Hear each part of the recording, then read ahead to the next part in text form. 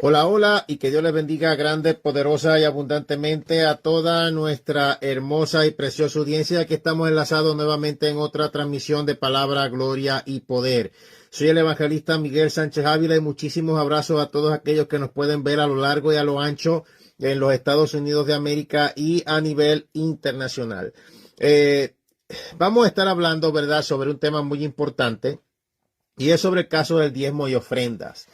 Yo anteriormente he hablado sobre este tema a la luz de la palabra y como siempre yo les digo, o sea, yo me voy es del lado de la gente y en el lado que sea, pues obviamente el lado justo, porque hay que ser justo y equitativo. Ejemplo, existen los deberes, pero también existen los derechos. O sea, existen los deberes y obligaciones, pero también los derechos. En toda iglesia, todo el mundo tiene sus deberes y todo el mundo tiene sus derechos. Pero también para tú tener tus derechos, debes de cumplir, obviamente, con tus deberes. Uy, discúlpenme por aquí. Bueno, es un cambio de clima por aquí al momento de hacer este video.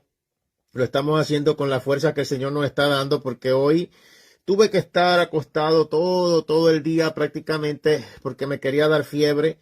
Me dio un pequeño, verdad, resfriado, pero gracias al Señor, pues obviamente estamos mejor y apenas mejoramos un poquito, dimos nuestra clase en Zoom y ahora estamos aquí en esta transmisión que sabemos que va a ser de gran bendición.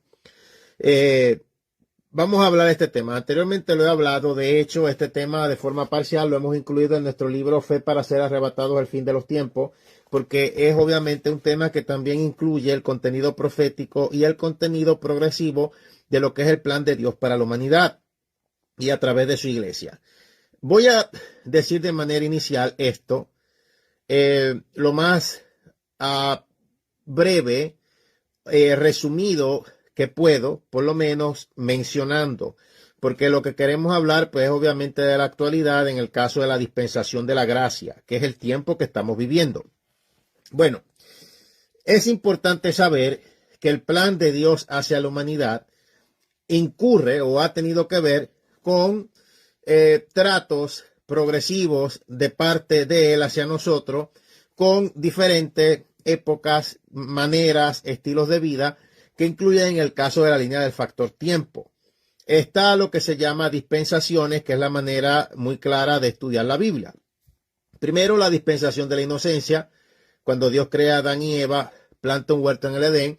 La dispensación de la conciencia, la era de la determinación humana. La dispensación del gobierno, todo lo que pasó en el caso de la Torre de Babel.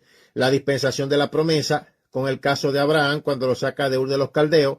La dispensación de la ley, que empieza con el caso del patriarca Moisés, y el caso de nuestra dispensación actual, que se llama la dispensación de la gracia. Solamente falta, bueno, estamos llegando al fin de esta dispensación para que venga entonces la séptima y última, que sería la dispensación del reino milenial, donde nuestro Señor Jesucristo regresará a la tierra y gobernará la tierra por 1000 años.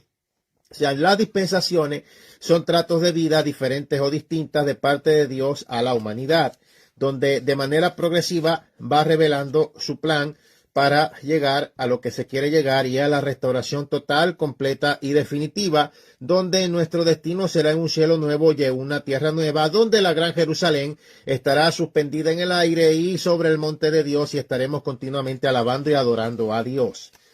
Puede leer el final del Apocalipsis. O sea que lo que te dice Juan es que así era realmente la tierra primitiva cuando antes no habíamos sido nosotros creados y quien realmente estaba a cargo de todo era Lucifer, con sus vestiduras sacerdotales, que después le fueron removidas. Mire las piedras preciosas o las piedras preciosas de las cuales eran su vestidura y compárelos a las piedras preciosas que más adelante vienen a ser puestas en los pechos de los sumos sacerdotes en el caso de la dispensación de la ley. Ahí lo dejo porque anteriormente he hablado de esto y quiero concentrarme aquí en el caso de diezmos, ofrendas y primicias.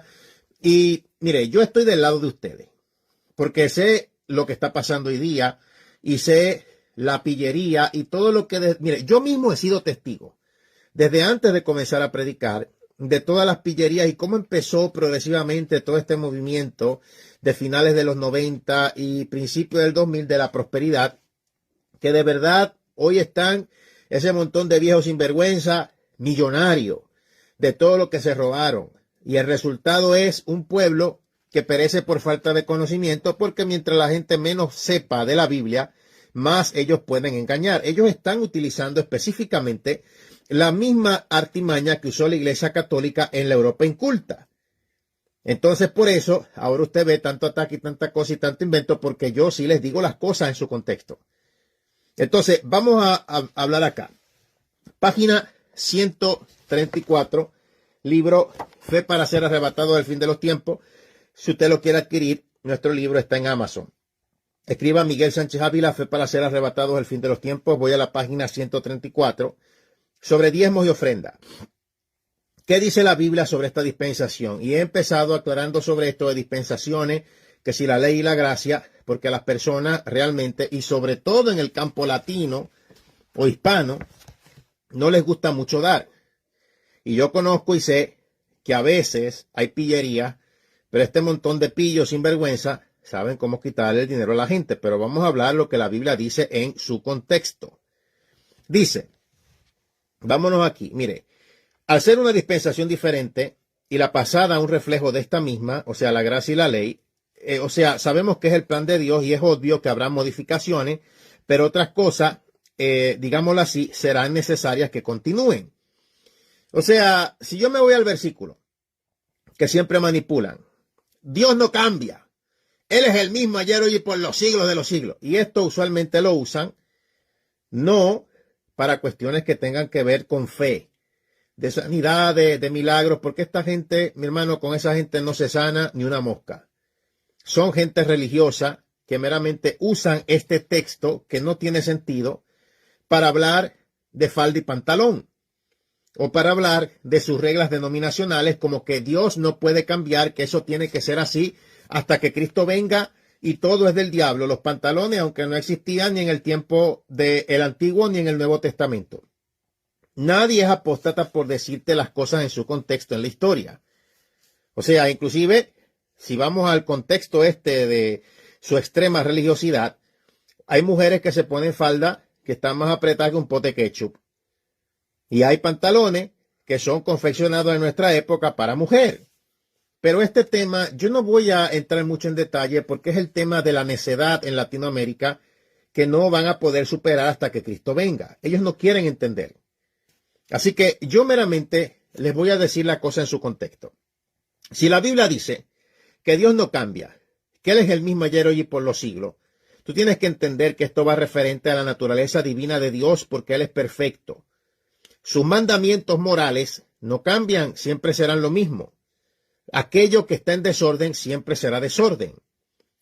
Pero otra cosa es el trato de ese Dios perfecto a seres humanos imperfectos en la línea del factor tiempo, el cual cambia progresivamente. De hecho, si yo me pongo a ver en el caso del vestuario, con el cual tanto tienen la obsesión, el vestuario de tiempos bíblicos no entenderías ni tan siquiera una parte de cómo era. De hecho, yo he explicado anteriormente lo que significaba ceñirse los lomos.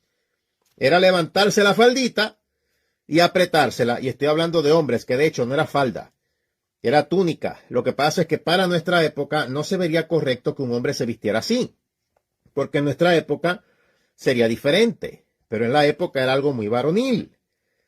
Entonces hay que decir las cosas en su contexto, de que tú tienes tus reglas en la iglesia y se comprende, pero no digas la Biblia dice, porque quedas como un falso. Entonces, ahora viene la pregunta, porque es que esta es la disyuntiva siempre. O sea, ¿los diezmos eran para el viejo pacto o qué es lo que quiere decir el caso de la Biblia? Bueno, primero yo voy a arrancar desde aquí, vamos a la lógica. En ningún lugar las iglesias, el gobierno las mantiene, ni les paga agua, ni les paga luz, ni les paga teléfono, ni les paga gastos operacionales. Imagínate, para salir a campaña hay un gasto que hay que cubrir. Nosotros no estamos tampoco en los cuerpos glorificados, hay gastos de pasaje, hay gastos de estadía, de hospedaje, de comida, hay gastos y eso es lo que hay que entender. Ahora, de a poco vamos a ir tocando todo esto con pinza. O sea, esta dispensación es bien importante saber que es compartida entre gentiles y judíos. No hay templo judío como la dispensación pasada, digámoslo así, porque el templo del Espíritu Santo somos los creyentes que aceptamos a Cristo. O sea, cuando el Espíritu Santo llegó en el aposento alto, ahí dinámicamente comenzó la dispensación de la gracia. Ahí todavía había templo judío. O sea, en el comienzo de la dispensación de la gracia, comienza, claro, cuando Jesucristo dice en la cruz del Calvario, consumado es. Más técnicamente es en el día del Pentecostés, donde el mismo Dios viene a morar en la iglesia para que la iglesia sea diseminada y asimismo se predique el evangelio. Si no hubiese habido persecución, no se hubiera diseminado el evangelio por el mundo. Lo más probable es que se hubieran quedado en Jerusalén.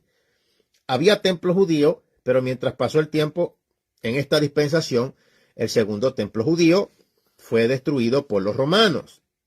O sea, en esta dispensación no hay templo judío, porque el templo ha venido a ser la iglesia. De hecho, cuando Jesucristo dijo consumado es, lo primero que sucedió en el segundo templo fue que el manto, digámoslo así, bueno, el velo del templo se rasgó. Entonces ahí, ¿verdad?, está la cosa clara. ¿Qué es esta dispensación? Yo tengo que sumarme a la actualidad y ver la cosa clara. Dice en Primera de Pedro, dice en la Biblia, capítulo 2, versículo 9, dice, mas vosotros sois linaje escogido, real sacerdocio, nación santa, pueblo adquirido por Dios, para que anunciéis las virtudes de aquel que os llamó de las tinieblas a la luz admirable. Entonces, ya te dice que somos real sacerdocio santo. Entonces, para la edificación del cuerpo de Cristo, no en este caso, vendría a ser en esta época la tribu de Leví, sino la iglesia. De hecho, Jesucristo es el real sumo sacerdote y no fue de la tribu de Leví, fue de la tribu de Judá. Y dice en la Biblia, vamos ahora a Efesios 4:11, y él mismo constituyó a unos apóstoles, a otros profetas, a otros evangelistas, a otros pastores y a otros maestros.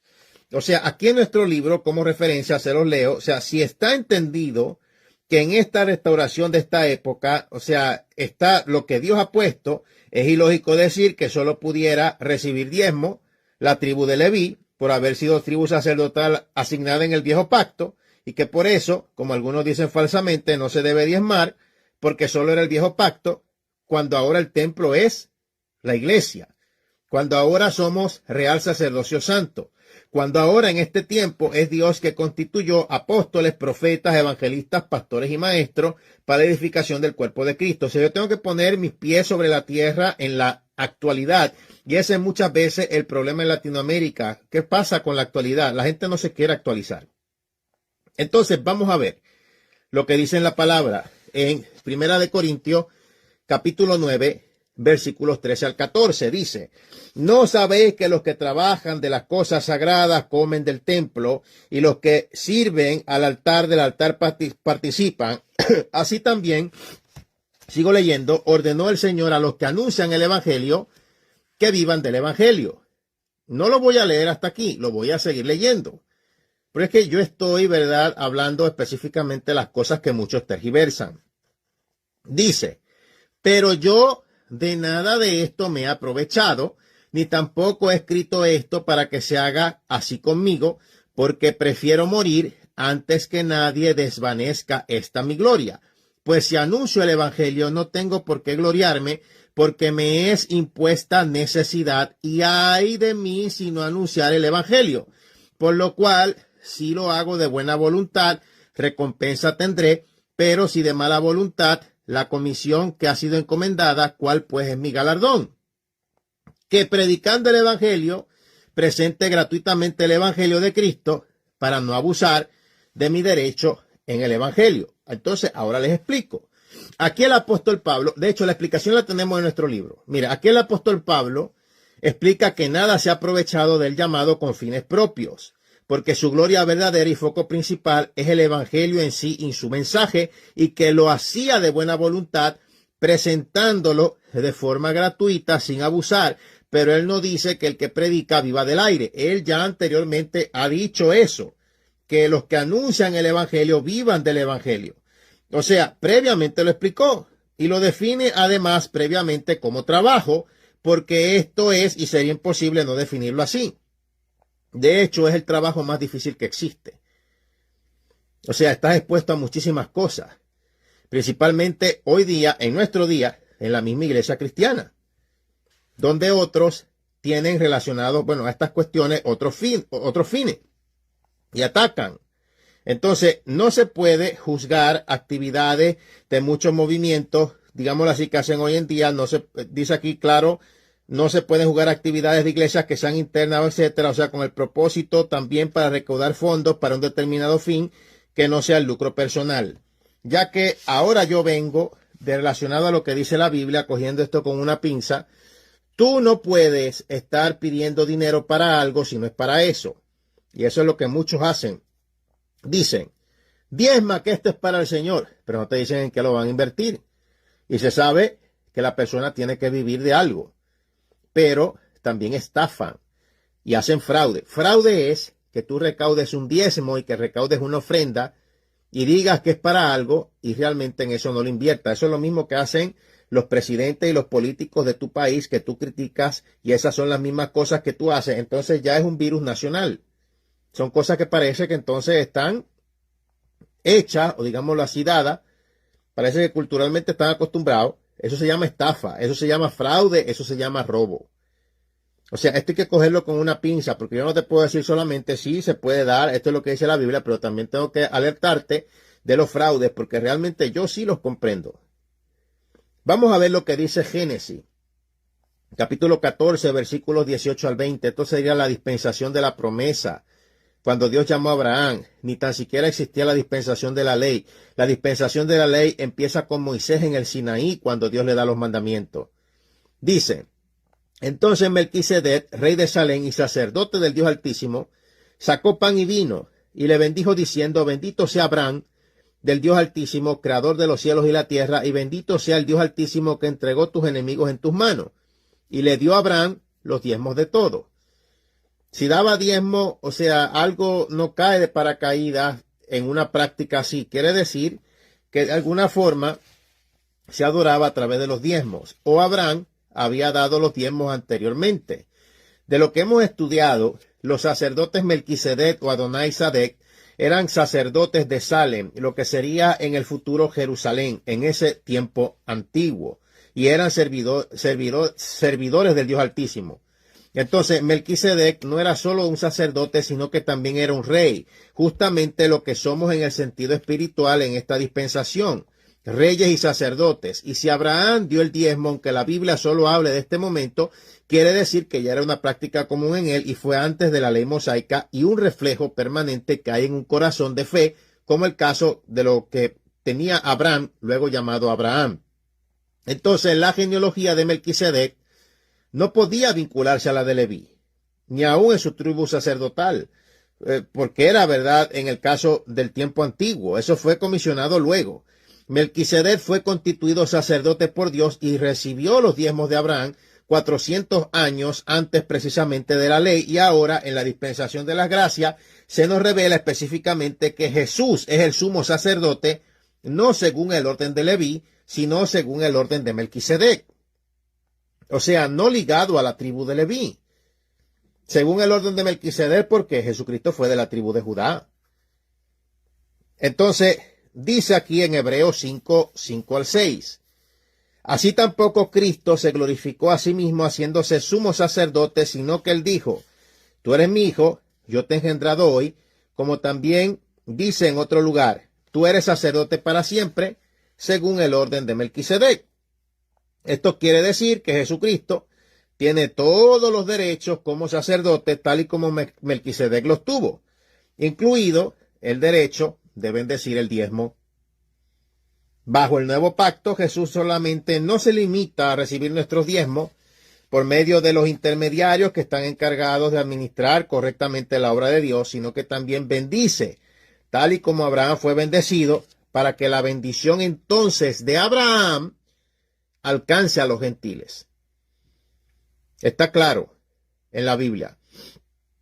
Entonces, muchos quizá no han entendido todavía que la bendición se activa por medio de la fe en la palabra de Dios, pero la fe sin actos de obediencia que la respalden realmente es una fe muerta. O sea, la verdadera fe consiste en actuar en base a lo que nosotros creemos. Al usted dar, usted tiene que ver, o sea, contribuye a la expansión del reino de Dios, y en esta dispensación de la gracia, muchos se pierden las bendiciones, incluida de ellas el diezmar y el ofrendar. La cosa es, y aquí vengo yo les digo, sí hay que diezmar, sí hay que ofrendar, pero se diezma y se ofrenda donde tú eres edificado, donde comes espiritualmente, en agradecimiento a Dios por cómo espiritualmente has crecido. O sea, no se diezma, no se ofrenda en tierra fértil. Entonces imagínate, pero no se diezma, no se ofrenda en tierra que no es fértil, se diezma y se ofrenda en tierra fértil. Entonces imagínate, es como la semilla, bueno, la parábola del sembrador, alguna cayó en pedregales, otra cayó en tierra que no era fértil. Debes de sembrar en tierra fértil. Y eso es lo otro, porque hay mucho buscón. Y obviamente siempre iban a haber personas aprovechadoras. Dice en Mateo 6, 19 al 21, no os hagáis tesoros en la tierra donde la polilla y el orín corrompen y donde ladrones minan y hurtan, sino haceos tesoros en el cielo, donde ni la polilla ni el orín corrompen, donde ladrones no minan ni hurtan, porque donde está vuestro tesoro, ahí está vuestro corazón. Entonces, hay que, ¿verdad? En este caso, digámoslo así, ser claro con todas estas cosas, porque de otra manera, mi hermano, no se va a poder. Tenemos que siempre estar pendientes a todo. Todo lo que dice la Biblia, realmente en el caso de su contexto. Entonces, hay otra parte que me han preguntado sobre el caso de las primicias. Mire, las primicias son un acto de adoración a Dios, o sea que es algo aparte del diezmo y la ofrenda, y se hace solo una vez al año, digámoslo así, una vez a cada año o cada primer día de cada mes. Lo dice en la Biblia, dice Éxodo 34, 26, en esto es basado, que las primicias de los primeros frutos de tu tierra llevarás a la casa de Jehová tu Dios. Entonces, cierta gente ha dicho erradamente que como el viejo pacto se diezmaba frutos de la tierra y primicias, que por eso no aplica hoy. Claro que aplica, pero en un contexto diferente, porque la obra de Dios en esta época no avanza ni crece con frutas y legumbres, y esto hasta un niño lo entiende. Entonces, son épocas diferentes y tiempos diferentes. Entonces, si vamos a hablar de las frutas, también de la ropa, es que no se actualizan. O no sé si es que es la pura necedad o la cosa, no sé, no pueden ver la perspectiva bíblica desde la parte en donde no hay trabas, sino que continuamente ponen trabas en ella porque realmente no la pueden entender. Y el hombre natural no puede entender las cosas espirituales. Entonces, vamos a ver lo que dice aquí en la Biblia. Segunda de Corintios 9, 6 al 8. Dice, el que siembra escasamente, también segará escasamente. Y el que siembra generosamente, generosamente también segará. Cada uno dé como propuso en su corazón, no con tristeza ni por necesidad.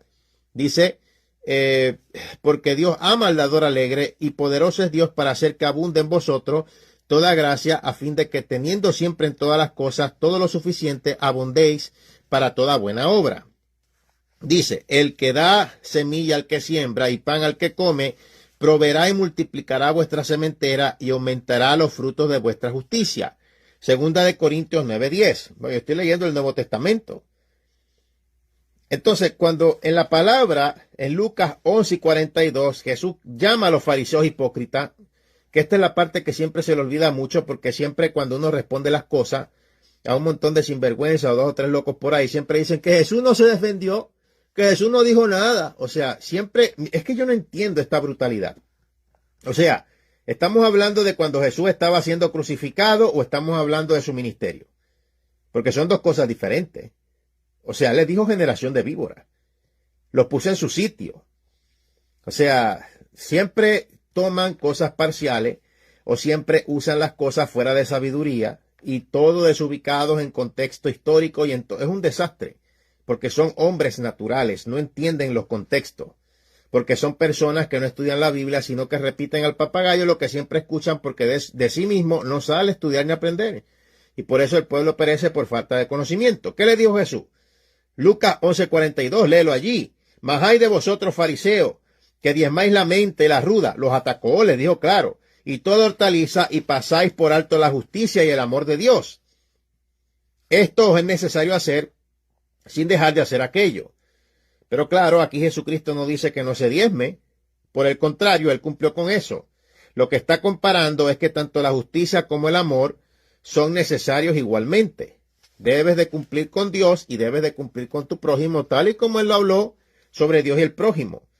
Entonces, mi hermano, aquí página 137. Mire esta nota de hace un tiempo que lo pusimos en nuestro libro.